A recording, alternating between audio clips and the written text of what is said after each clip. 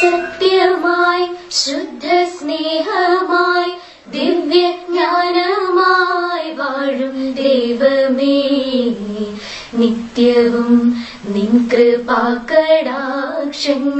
ഏകണേ ഞങ്ങൾക്കെപ്പോഴും. തിരികെ എന്നത് ഒരു വെറും ഭംഗിവാക്ക് മാത്രമല്ല, 2.5 ദശാബ്ദകാലം ഒതുക്കിവെച്ച സരസമായ ഓർമ്മകളുടെ വിസ്ഫോടനമാണ്.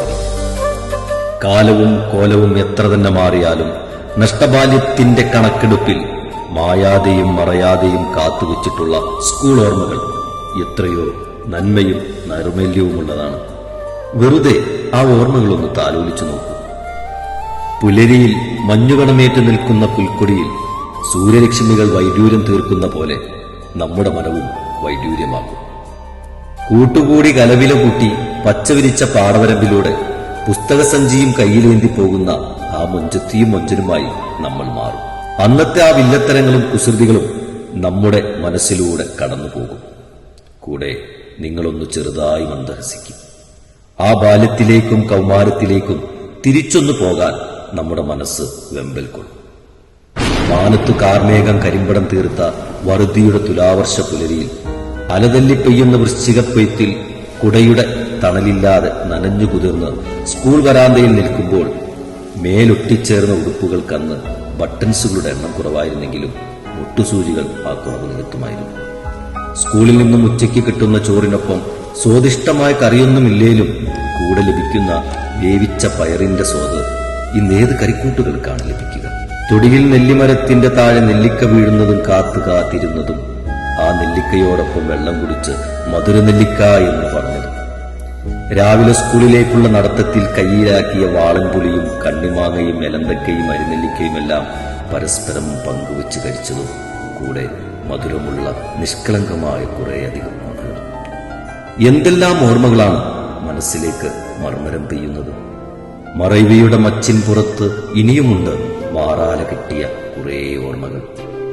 സ്കൂൾ വളപ്പിൽ പൊട്ടിച്ചിതറിക്കിടക്കുന്ന പല പല വർണ്ണത്തിലുള്ള വളപ്പൊട്ടുകൾ കണക്കെ നനുനനുത്ത ഗൃഹാതുരയോർമ്മകൾ. ഏടിയോടെയാണെങ്കിലും കൂട്ടുകാരുടെ ഒത്താശയോടെ തന്റെ മൊഞ്ചത്തിയോട് ആദ്യമായി ഇഷ്ടം പറഞ്ഞത്, മഞ്ചാടിക്കുരു ശേഖരിച്ച് പ്രണയിനിക്ക് സമ്മാനം നൽകിയത്, തൂവാലയിൽ ചുവന്ന മഷിയിലെഴുതിയ പ്രണയ സന്ദേശം ആരും കാണാതെ ഒരു ചെറുനാണത്തോടെ കാമുകന് നൽകിയത്, ആകാശം കാണിക്കാതെ പുസ്തകത്താളിൽ സൂക്ഷിച്ചുവെച്ച മയിൽപീലികൾ പെറ്റുപെരുകിയോ എന്നറിയാൻ സായം സന്ധ്യയിൽ സാഗൂതം പുസ്തകത്താളുകളിൽ നോക്കിയിരുന്നു.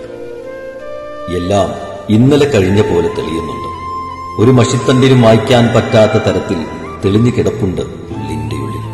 ഓരോന്നും ഓർത്തെടുക്കുമ്പോൾ ഉള്ളിന്റെ ഉള്ളിൽ ഒരു പിടച്ചില. തിരിച്ചു കിട്ടാത്ത നഷ്ടബാല്യത്തിനെ ഓർക്കുമ്പോൾ സങ്കടവും പരിഭവും. എന്നാലും ഇത്രയൊക്കെ സന്തോഷകരമായ ഓർമ്മകളുടെ തിരുമുറ്റത്താണല്ലോ നമ്മൾ നമ്മുടെ ബാല്യം ആഘോഷിച്ചത്.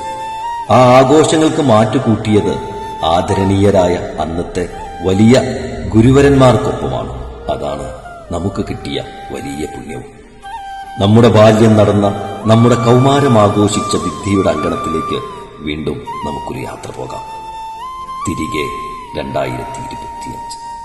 പാലപ്പെട്ടി ഹയർ സെക്കൻഡറി സ്കൂളിൽ 2000 ആണ്ട് SSLC പൂർത്തിയാക്കി പടിയിറങ്ങിപ്പോയ പൂർവ്വ വിദ്യാർത്ഥികൾ ഏപ്രിൽ 6 ഞായറാഴ്ച ഒത്തുകൂടുന്നു.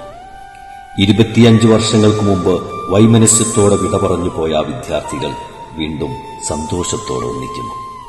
പ്രസ്തുത വർഷത്തിൽ നമ്മെ പഠിപ്പിച്ച അധ്യാപകരും നമ്മെ അനുഗ്രഹിക്കുവാനും ആഘോഷത്തിൽ പങ്കുചേരുവാനും എത്തുന്നു. പ്രിയപ്പെട്ട സഹപാഠികളെ, എല്ലാവരും കൃത്യസമയത്ത് തന്നെ എത്തിച്ചേരണമെന്ന് അപേക്ഷിക്കുന്നു.